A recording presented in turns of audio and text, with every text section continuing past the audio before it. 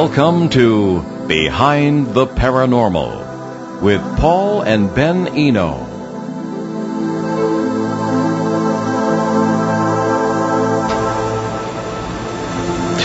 What strange happenings were taking place in New England's Blackstone River Valley in the 1960s? What did Joe Ferrierre photograph over Cumberland, Rhode Island on July 3, 1967? What kind of emotional experience is it to actually see a UFO? Hello there, and welcome to the 373rd broadcast of Behind the Paranormal with Paul and Ben Eno. And those local questions came from my co-host and partner in the paranormal, my dad. Well, this evening we are very pleased to honor the request of a number of local listeners and replay the one show we did with Joseph L. Ferrierre, the late Joseph L. Ferrierre, a true Renaissance man and an institution here in the Blackstone Valley.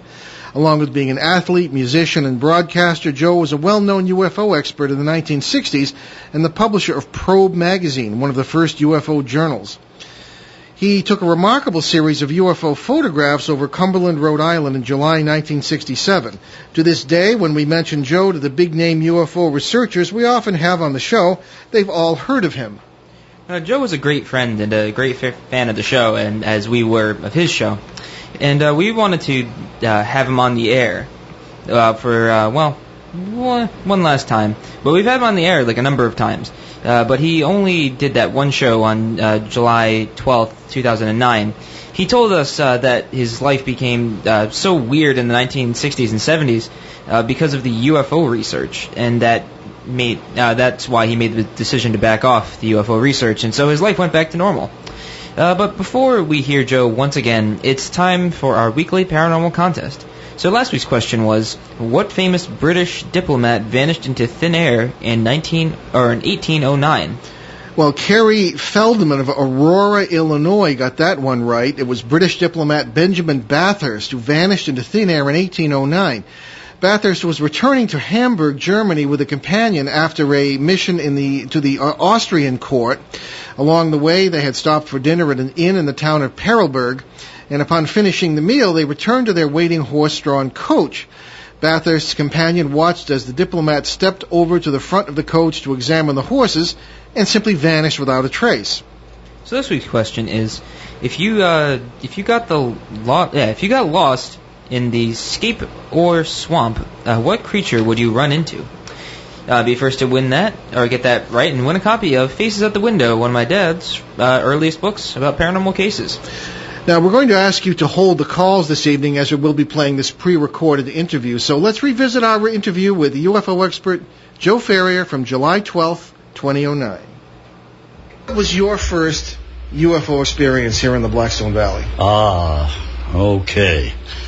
I am approximately 4 years old. This is interesting. This memory, you know how difficult it is to remember that far back. Tell me about it, yeah. And this memory is so clear and concise, but it's very short. It's just a brief glimpse of something that happened when I was about 4 years old. I'm sitting in the backyard.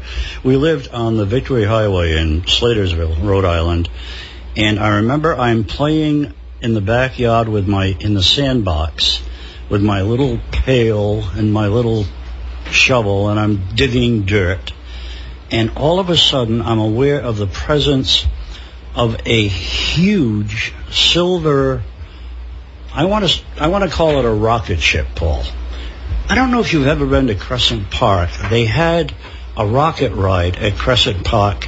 It looked very much like that. It looked like something out of a Buck Rogers, Flash Gordon movie. It had no wings. It was enormous and very, very low to the ground. That was unnerving, especially for a little kid. I was a little bit afraid of it, but the fear didn't last, because then I noticed that there were a lot of windows on this thing, and there were people in the windows smiling and waving and apparently having a great old time. And so I wasn't afraid. I mean, they seemed to be very happy and everybody was having a good time. I had never seen anything that low, and that's all I can remember. I remember calling to my grandmother to come out and see this, and by the time she got there, it was gone, and that's all I remember. I remember nothing more about the incident. I remember nothing more about being 4 years old. But that memory is clear and concise in my mind. This thing was huge. It made a very, very soft humming sound. It had no wings. It could have been a dirigible. It could have been a Zeppelin. I don't know. I'm 4 years old. All I know is I see this huge thing very low to the ground. There are windows in it, and there are people in the windows. They're smiling and laughing and waving at me. That's my first brush with the aerial unknown. Now we move ahead about 3 years. I'm in grade school at Kendall Dean School in North Smithfield now. And I remember it is recess time, and all the kids are out playing, and the teachers are out watching us, and some UFOs overfly the schoolyard. And everybody sees these things, and even the teachers are pointing out, look at the UFOs, and everybody watches them, and they fly over, and that's the end of that one, and that's all I can remember about that. Move ahead again. By the way, before I move on, I don't want to forget this. After this incident in the schoolyard, I remember going home telling my grandfather about this. My grandfather was an interesting guy. He was one of these people. He wasn't a seventh son of a seventh son, but he could stop bleeding. He could do instantaneous healings of that sort. He was a strange person. After I told him about the schoolyard thing, he told me that there were people on other planets and that someday I would get to meet them, which I found to be a very strange thing to be coming from my grandfather. But anyway, that sticks out in my memory as well. I wanted to make sure that's part of the story. All right, we move on now. I think I now am in about the 5th grade at Kendall Dean School, and at this point, I frequently walk home from school. Anybody who knows the area in Slatersville will be able to picture what I'm saying. There was a shortcut that we would take. Those of us who lived in the area of the Victory Highway, we would cut through the ball field and through the wooded area there. There was a nice path that would take us right practically out to my backyard on the Victory Highway and would cut off an awful lot of unnecessary walking.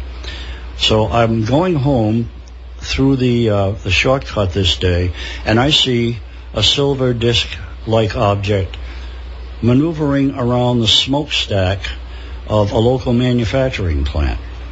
So I stop, and I sit down, and I'm watching it, and it is just effortlessly floating around, doing different maneuvers around this smokestack, and that's the last thing I remember. I don't remember the object leaving. I don't remember getting up and leaving. I assume that's what happened. I must have either got sick of looking at it or it took off and I got up and walked home. And that was the end of that. But this is now 3 incidents in a relatively short period of time.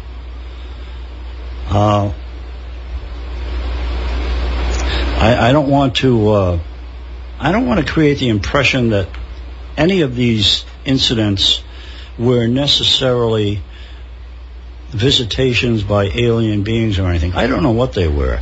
The first thing could have been, as I said, a Zeppelin. These other things might have been balloons. I'm open to the possibility that they were natural phenomena that were misinterpreted as being something else. So, I just don't want to create the impression that these were spaceships or anything of that nature. The next thing that happened, though, now we fast forward to the year 1962, and I am working at the Fairmount Dye Works and First Avenue in Fairmount, and we're on a lunch break. It's a cold January morning. The sky is crystal clear, beautiful cold January morning, and one of our buddies has gone out to get coffee for us for the coffee break. He comes in running and yelling. His face is red. There are flying saucers out there. There are flying saucers. Come on. And none of us got up. And we all said, yeah, right, sure. You know, there were flying saucers out there. But he was so insistent, and his face got redder, and you could see that he was really emotionally involved. So we said, well, maybe we better take a look. We went out, and sure enough, there are 4 of us now, in addition to myself and 4 others, who see 3 beautiful disc-shaped objects silently in V formation, silently flying over the area. It's interesting. They are totally silent. They reflect sunlight, but they also appear to be diaphanous, as if you could see through them. You had the impression... Translucent? Yeah. It was weird, because there was a solidity to them in that they reflected the sunlight, but there was also an apparent non-solidity to them. Really weird. And somehow that sighting, after all the other things that happened, didn't appear to affect me one way or another particularly. I had other things on my mind. That sighting in '62 triggered something in me, and made me, I got compulsive about finding out more about UFOs. And I was more open to the idea of alien life and space travel and all of these things, and I started hunting down people who knew something about the subject. One of my first contacts was a man by the name of George Fawcett. Used to give lectures at the YMCA here in the city of Woonsocket. He put me in touch with other people like Tim Beckley, Ray Palmer out of Wisconsin. And these people eventually put me in touch with a fellow from Worcester, Armin Laprade. I went to visit him. We got together a few times and decided that we would start publishing a magazine. There was this urge to communicate information on the topic. And so we started publishing the magazine. It was originally called the Controversial Phenomena Bulletin, and later became Probe Magazine. We started publishing that in 1964. It lasted for about 5 years. Mm-hmm. And the issue... excuse me just a moment. We're showing this on the screen here. If you are watching on a computer, listening on the internet, you can see a copy of Probe Magazine that Joe published, and he's talking about. So please... And that's the final issue, Paul. Okay. Yeah. That was the last issue published, and that's it. After that... After the publication of this issue, of course, a lot of stuff went down in between, but I'm going to take all your time here. That's what you're here for. No, I more or less gave up my researches after this issue was published. We ran into a lot of problems, strange and unusual happenings that were associated with these photographs and that particular issue. And I just didn't need any more of it. So I said, I've had it. You know, that's it. I have not done any active research since then. I'm still intensely interested, but my interest is passive, and that's where I stand today. Okay. Yeah. All right. Just the picture on the cover of that magazine. And then, folks, let me just remind you, if you have access to a computer or you're watching on a computer listening, go to behindtheparanormal.com, our show website, and go to the Talking Points page. And actually right behind astronaut Ed Mitchell, who's going to be our guest next month, right behind that is a picture of Joe's UFO, one of his famous UFO photographs from 1967. Can you just tell us about the circumstances in which that occurred? Sure. I was doing a talk show at that time, and the fact that I was interested in UFOs was pretty well public knowledge. I had talked about UFOs frequently, and I started getting some telephone calls from people in the area of Diamond Hill saying that they were seeing some unusual cigar-shaped type object in the area. This went on for about 2 or 3 days, Paul. Normally, I would get calls like this, and if I got a few calls, I didn't have time to run around and check out all these reported observations. But this was going on for 2 or 3 days, and everybody is essentially in the same geographic area. So it occurs to me that something funny really is going on here.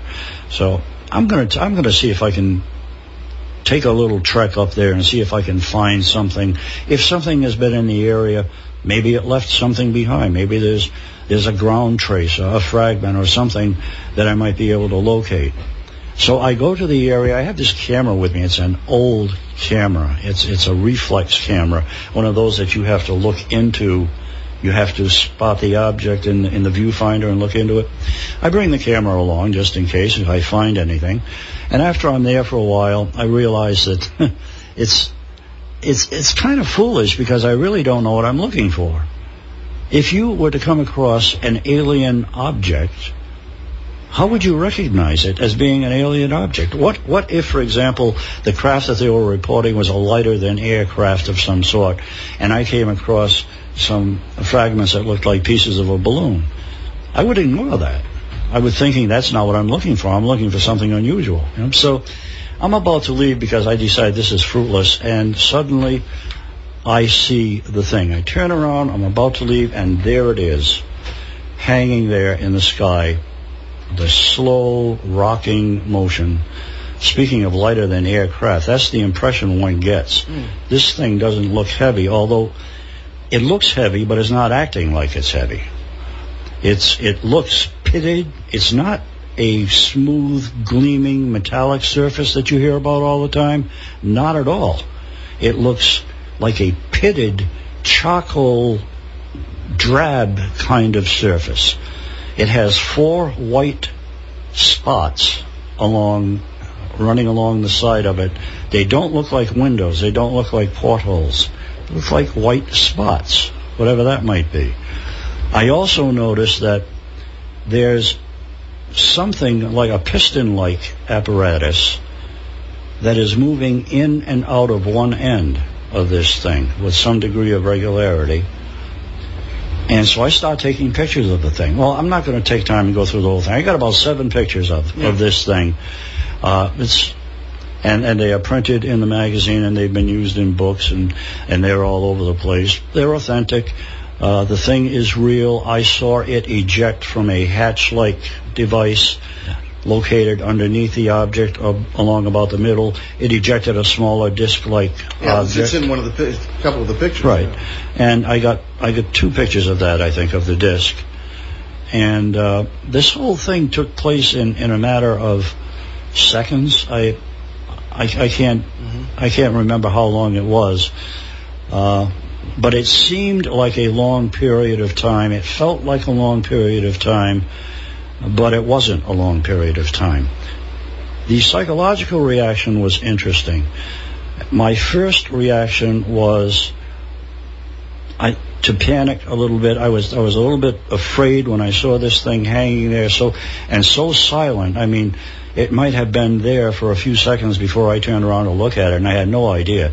And that fact alone was a little intimidating. Yeah. Joe, I'm going to interrupt you for a second. We're going to take a commercial break, and we'll be right back with Joe Ferrierre here on Behind the Paranormal, talking about his amazing UFO experiences.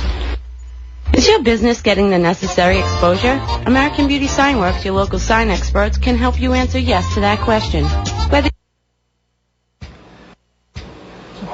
Okay, we're going to talk. All right, that was a part of our interview from July 2009 with the great late Joe Ferrierre. And he said that he was saying some things to us on that show that he'd never said before. And we felt rather honored by that. So we're going to skip ahead just a little bit because that sponsor is no longer with us. And we're going to see what Joe has to say for the remainder of the interview here. And he's talking, of course, about these amazing photographs that he took over Cumberland in July of 1967. Photographs that I've used for years in my own lectures. Now, I will point out that I had made references during the interview to various the website, of course, the show website that we use, and it's behindtheparanormal.com. And if you go to the Talking Points page for 2009, that's where you can see the photographs that we're referring to. So don't be confused if you go to the current one and you don't see them. Look on the page for 2009, and we'll see. Why don't we continue here, Ben? So let's pick up where we left off. Banners, digital graphics, marquees, magnetic, neon, political, and real estate signs. Storefront. This is my fault. I should have. When you get to where you need to, just let me know. I'm not sure where I need to be. Try it now. taken in 1967, and they are, one of them anyway, is at BehindTheParanormal.com on our Talking Points page, and it's also right up on the screen if you happen to be listening on the computer. Joe, you were beginning to talk about, before I so rudely interrupted you, about the emotional impact of having a UFO experience like this. So if you could pick up where you left off. Yeah, that the initial feeling was shock, surprise, a little trepidation. That disappeared very quickly and was supplanted by a very, very calm feeling. Now, how could you feel calm looking at this weird apparatus? It's like nothing you've ever seen before, except when I was 4 years old. By the way, those are things I've never mentioned publicly. The sightings when I was a small boy, I've never told anybody about that before. We're honored to have you do it on this show. But yeah, the suddenly it's like a sudden calmness came over me, and I started acting very methodically. Started taking the pictures of the thing, got some darn good shots, I think, and I felt that way throughout the entire episode. Mm-hmm. I did not feel apprehensive anymore. I didn't feel nervous. When the episode was over, there was a little bit of a feeling of relief. And I don't know why. I can't explain that, because I wasn't afraid to begin, during the episode, but there was a feeling of relief nevertheless when the thing took off. And there you are. The pictures then have been printed in a number of different places. They're in this hardcover book, and they're all over the place, Yeah. Alan Hynek wanted the negatives, and he called me, and we talked for a while on the phone, and I told Alan I was well aware of the fact that many negatives travel on a one-way street.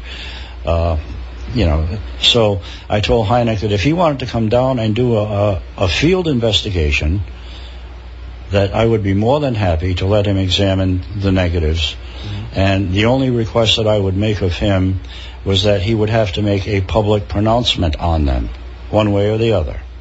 But I would want a public pronouncement made, because I knew they were real. Yeah. And I knew he would have to say, these photos are authentic. Now, 67, that was after he stopped working for the Air Force. Supposedly he had stopped working for the Air Force. I was a little suspicious about that. Yeah. And so that's why I'm not going to mail the negatives to Alan Hynek. I knew him, too. I had a few suspects. J. Alan Hynek, blessed memory, was a fellow who was a scientist and was hired by the Air Force, I guess as part of Project Blue Book, if I'm not mistaken, to debunk UFOs. And he ended up becoming a UFO believer. And he's since passed away. There's a little, I don't want to take too much time because your story is so interesting. We're here to talk to you, but there's a fascinating little aside about Alan Hynek. A lot of people don't know. In the movie Close Encounters of the Third Kind, I've never heard this mentioned. He makes a cameo right at the end when the craft are landing at that little airstrip behind whatever it is, Devil's Tower. And he puts his pipe in his mouth, very, very, very much the distinguished scientist. And right. I'm sure you recognize him. Absolutely, absolutely. Yeah. But in any case, I've never heard anybody mention that. Yeah. Anyway, there are a number of questions that might arise that people might ask. From the 4-year-old experience when you were 4, all the way through the 1967 experience, did you, odd as the craft was, look into any reports of dirigibles or blimps or whatever flying over the areas at those times, or was it just so strange you didn't feel the need to? You talking about the 67 incident? Yeah. No, I didn't, because I knew it wasn't a blimp or a dirigible. Yeah. Okay. Unlike the early incident, which might have been, this I knew was not. This was something entirely different, something I'd never seen before. Yeah.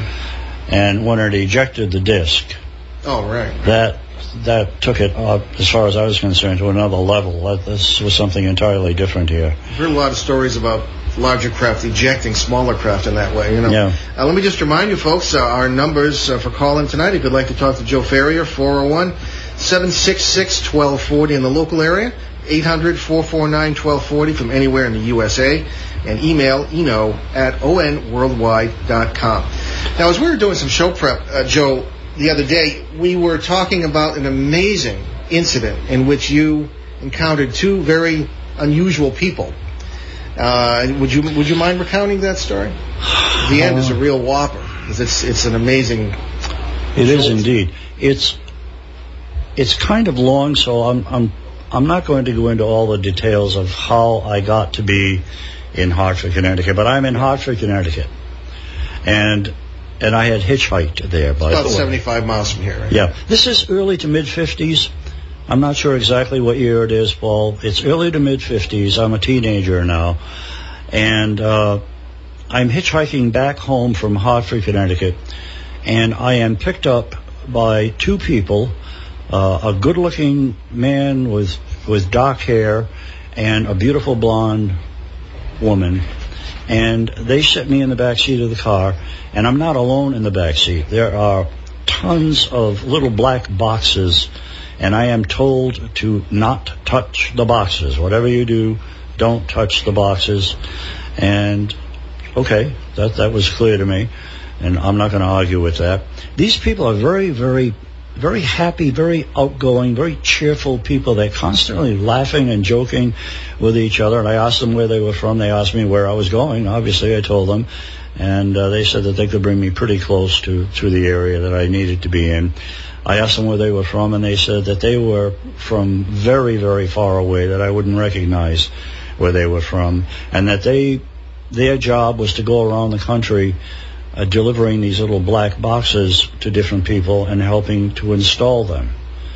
And they're laughing while they're telling me this. I mean, this is a great joke to them, apparently. And I'm not getting it. I have no idea what that's all about, but that's okay. I'm getting a ride home anyway.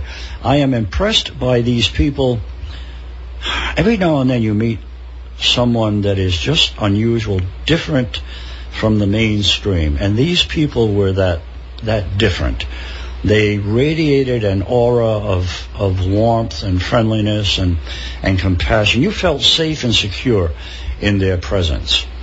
Anyway, they gave me the ride, they dropped me off, and that was the end of that. I went back to being a relatively messed up teenager and lived the rest of my messed up teenage life. Many years later, I got involved in the UFO phenomenon. I've told you how that happened. I started to meet people in the field. One of the people that I met was August C. Roberts, who was a very well-known photographer in the field of UFOs and had an extensive, probably the best UFO collection in the world, of UFO photos in the world. So August Roberts, in fact, came to Woonsocket after I got to know him well on a few occasions, and we were working on a special issue of Probe that was dedicated to a sighting he had when he was on a Skywatch Tower in New York City in the early 50s. And during one of his visits, he handed me a book called The Stranger at the Pentagon, written by Dr. Frank Stranges, Ph.D., and so I opened the book, and there are some. The theme of the book is that Frank Stranges claims that on one of his many visits to the Pentagon, he met a person from another planet, and that there are pictures of that person in this book, in his book, The Stranger at the Pentagon. So I opened the book, and there is the picture of the so-called person from another planet, and sitting right next to him, looking like they are all together, are the two people that picked me up in that car. Isn't that amazing? And I know this beyond a shadow of a doubt. The minute I look at the photograph, I recognize these are the people that picked me up that day that I was hitchhiking from Connecticut. Mm-hmm. Now, I don't know what that says. Go ahead. Yeah, we have a call, and we're going to take it. Hi there. Hi there. Welcome to Behind the Paranormal. You have a question for Joe? I do, Paul. By the way, I enjoy your show quite frequently. I listen to it all the time, and I enjoy it quite a bit. Oh, thank you very much. Appreciate that. And where are you from? I'm from Uxbridge. Uxbridge, Mass. Very good. Okay, Joe, take it away. Joe, how are you tonight, my friend? Not bad. How are you doing? I'm good. You know, what I wanted to ask you about is, it seems to me, I noticed that there are a lot of photos of UFOs from starting in the 50s from places like Brazil, Argentina, and it seems like that's a really hotbed area for UFOs. Have you ever noticed that? Well, it was, especially in the 50s. There were a lot, and one of the things was that Brazil and Argentina, the governments of those countries were very open to releasing information on UFOs. And that was why you saw so many photographs from those countries as opposed to other countries. UFOs were being seen and photographed all over the world. They're a worldwide phenomenon. But those countries in particular were very open and receptive to displaying these photos. Actually, to your point, not unlike the Soviet Union also. Yes. They seem to be pretty open to the whole...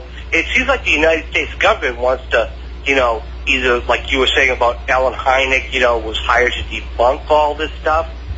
But other countries are much more open about the whole subject. Well, many other countries are much more open. France, for instance. Yes, Canada also had a Project Magnet. They had their own UFO operation going. I remember meeting the people at Project Magnet. This, as I said, is a worldwide phenomenon. The Soviet Union, for a long time, they kept their operation pretty tight-lipped.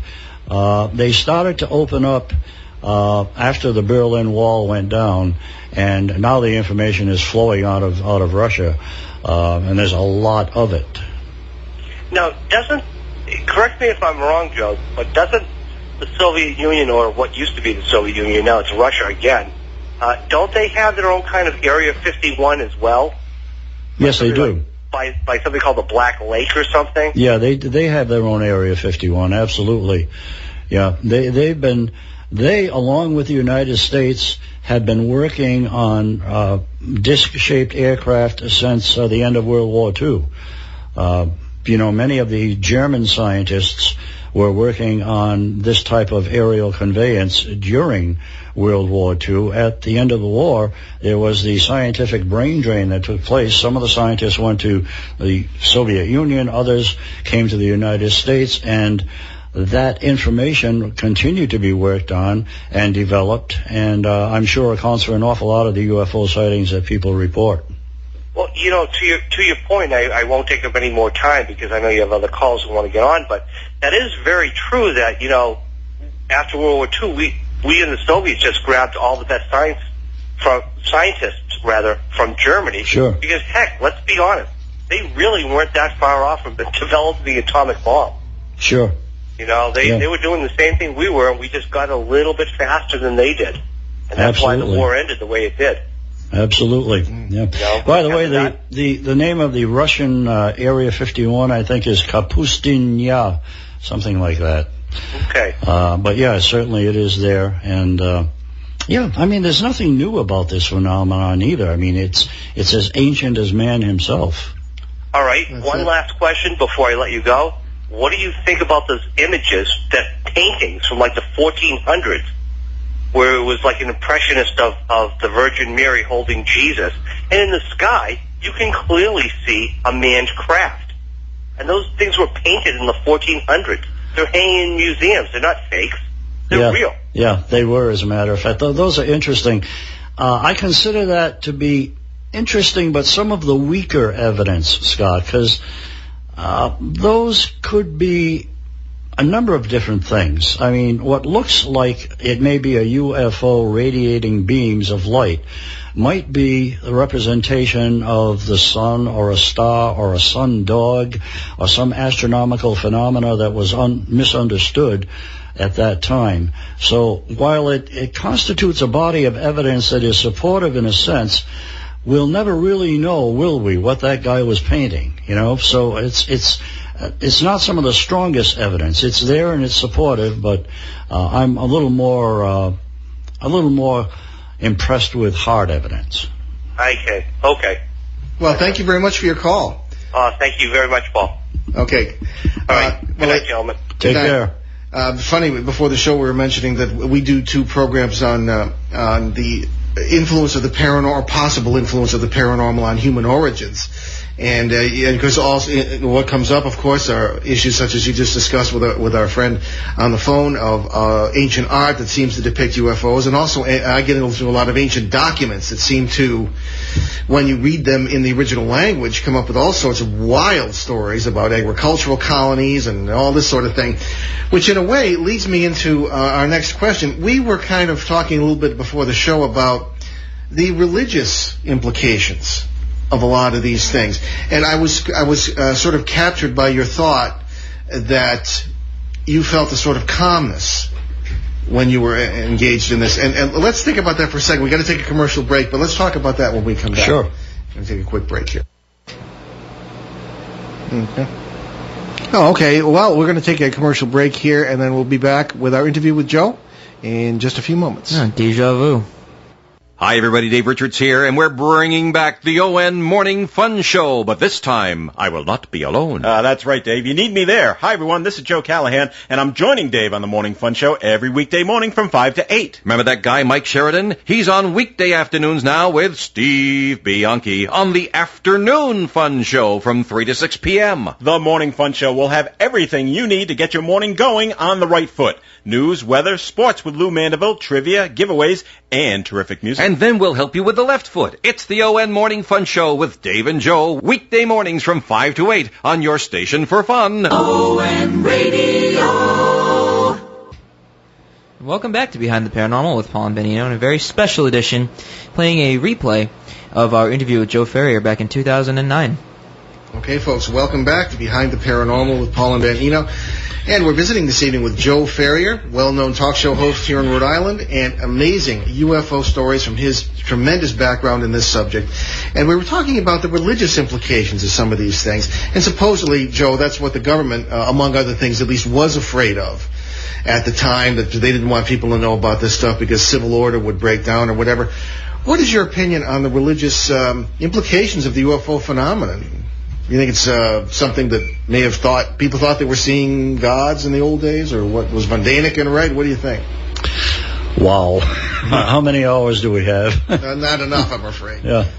I mean, I've considered the possibility that the Bible is a misinterpretation of visitations conducted by advanced beings from other planets. The vision of Ezekiel is rather strong evidence of that, and a few other incidents, as you know, in the Bible that would seem to indicate that something of an alien presence may have been going on there.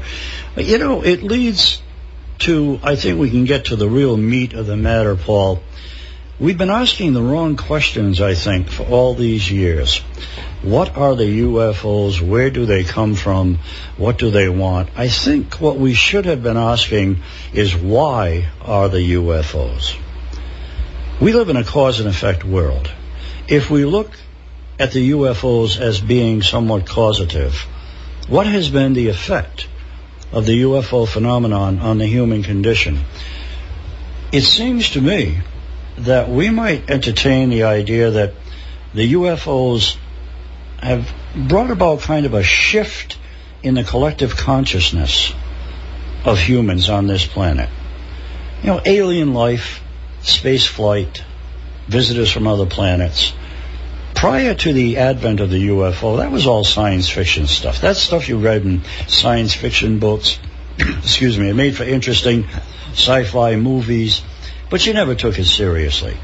But after the UFOs arrived, now everything suddenly seemed to change. It brought about a heightened interest in the possibility of real alien visitation, real space travel, and possibly a real alien presence.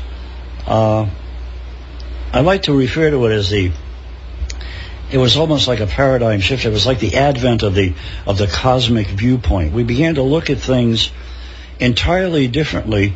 Consider, for example, the UFOs may have been the real equivalent of Arthur C. Clarke's monolith in 2001. Why are the UFOs? They are here to elevate the collective consciousness of man, to get us to expand our horizons, to think over, above, and beyond the limitations that we have placed upon ourselves. And lo and behold, within 10 years after the first modern sighting of UFOs, that was June 24th, 47, I believe, Kenneth Arnold, within 10 years, we launched our first space satellite. Yeah. These are the same people that for years and years plodded along with relatively small technological leaps from time to time.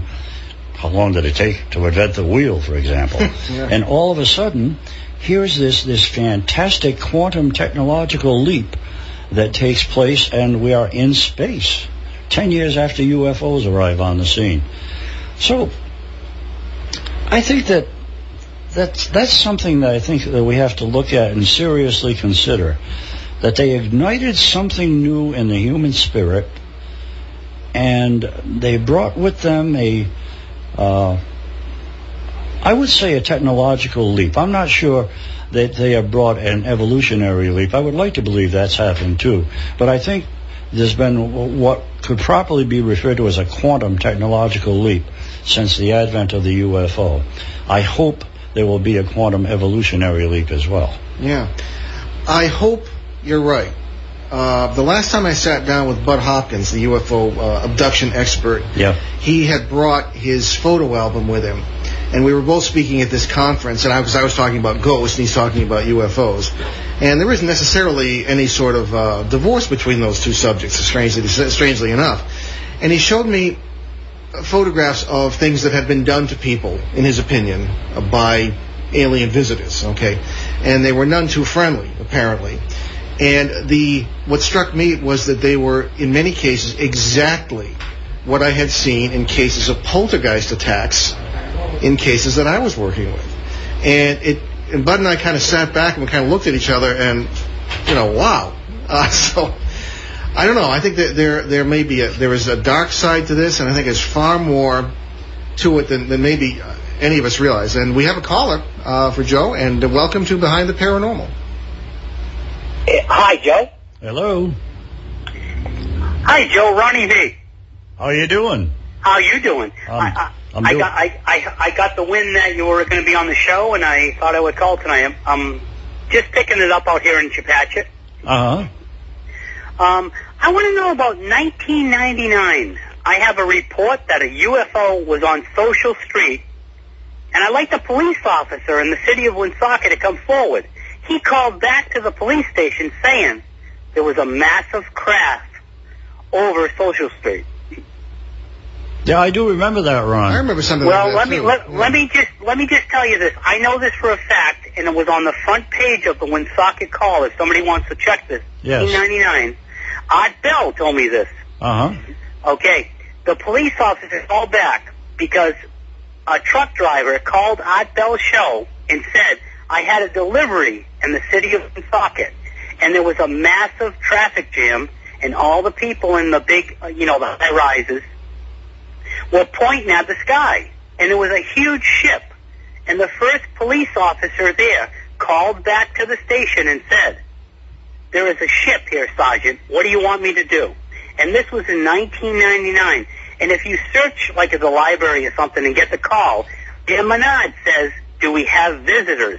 That was the front page of the Woonsocket Call. Yeah, I remember that very well, Ron.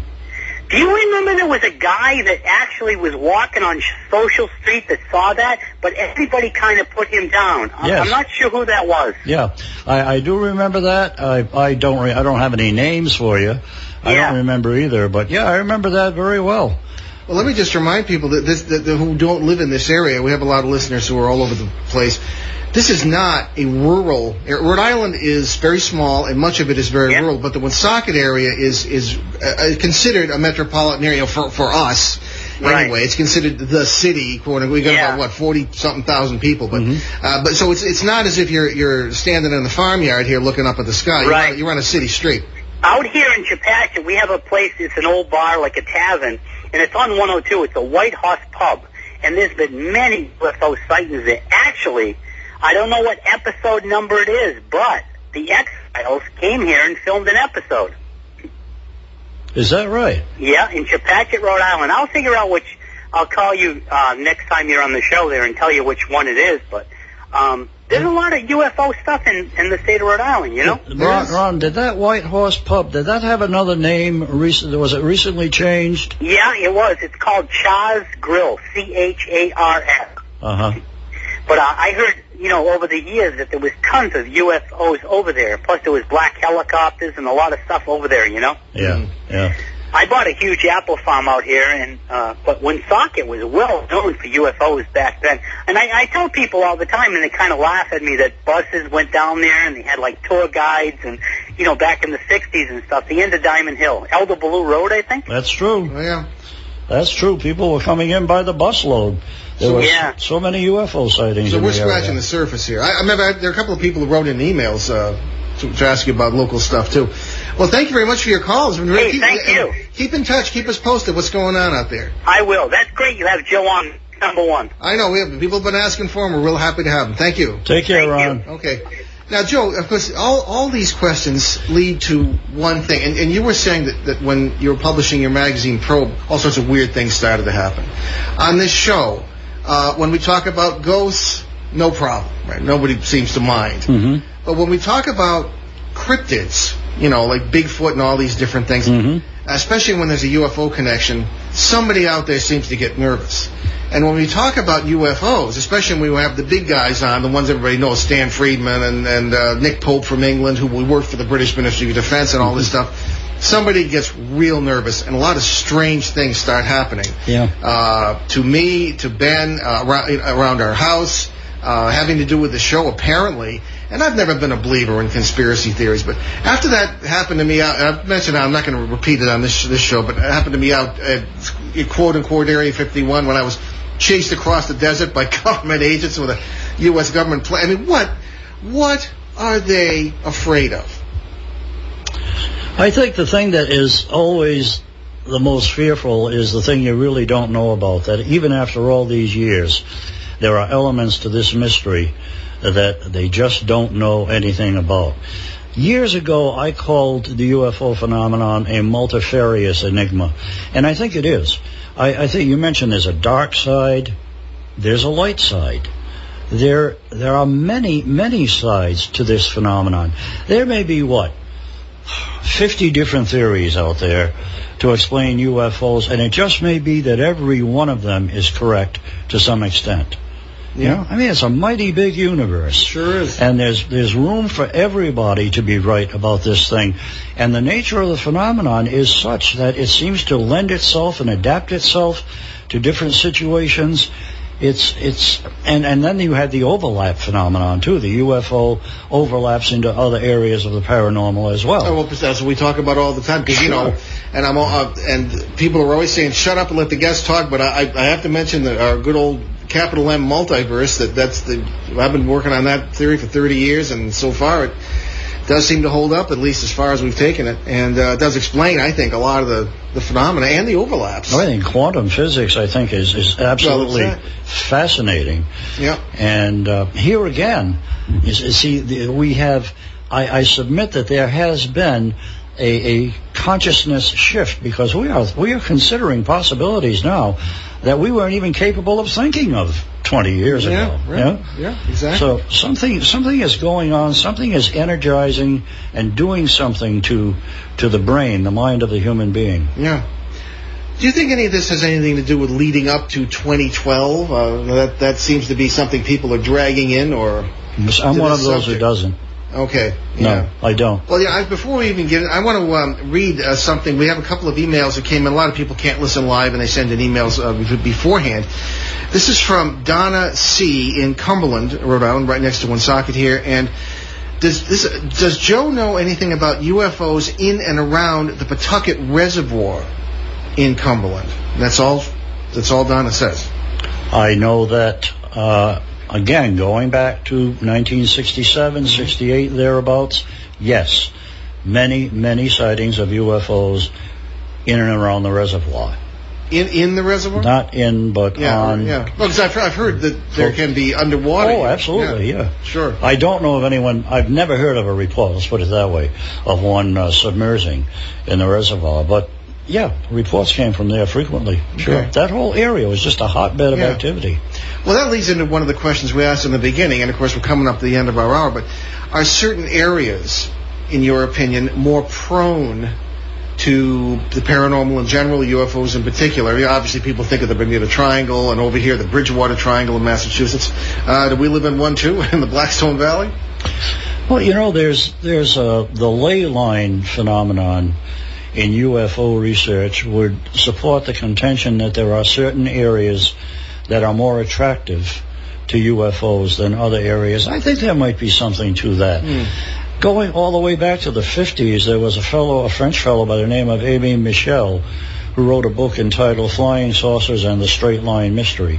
And there was the beginning of catching on to some kind of a pattern developing with UFO sightings. And I think he was onto something. I think there might be something to that. Well, I hope you're free on Sunday nights, because that's a topic for another show. And I think, as Art Bell would say, we're definitely going to do this again. Sure.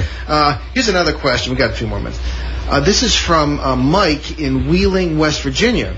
That's Bud Hopkins' hometown, as a matter of fact. I wanted to ask Joe about those UFOs he took pictures of in 1967.